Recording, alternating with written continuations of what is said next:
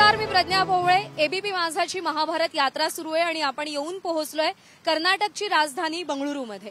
माझ्या मागे तुम्ही जी सुंदर भव्य इमारत पाहताय ती इमारत आहे कर्नाटकच्या विधानसभेची।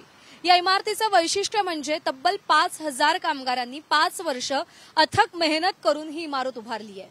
पण हे 5000 कामगार कोणत्याही इतर राज्यातून इतर देशातून बोलावले गेले नव्हते, तर ते खुद्द कर्नाटकातले होते आणि ते कामगार होते कर्नाटकातले कैदी। 5000 कैद्यांच्या हातांनी कर्नाटकच्या विधानसभेची ही इमारत उभी राहिली आहे। या इमारतीच्या प्रवेशद्वारावरतीच लिहिलं गेलंय government work is a God's work, अर्थात सरकारी काम हे देवाचं काम आहे असा संदेश ही इमारत देतेय। या इमारतीच्या प्रवेशद्वारासमोरच बसवण्णांचा पुतळा बांधला गेलाय। बसवण्णा हे कर्नाटकच्या संपूर्ण राजकीय सांस्कृतिक इतिहासातलं एक अत्यंत महत्त्वाचं नाव आहे।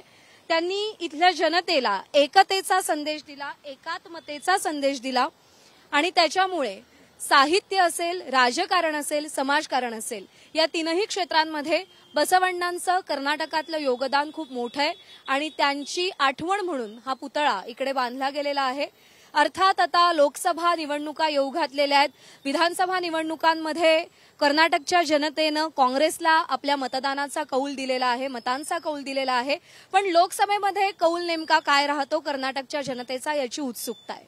कॅमेरामन प्रशांत मानेसह मी प्रज्ञा भोवळे, एबीपी माझा, बेंगळुरू, कर्नाटक। एबीपी माझा, उघडा डोळे बघा नीट।